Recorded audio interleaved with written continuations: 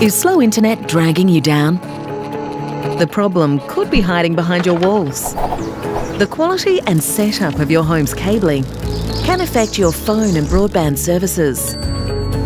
There are different categories of cabling. Some can carry data around your home, while others are only good for carrying voice.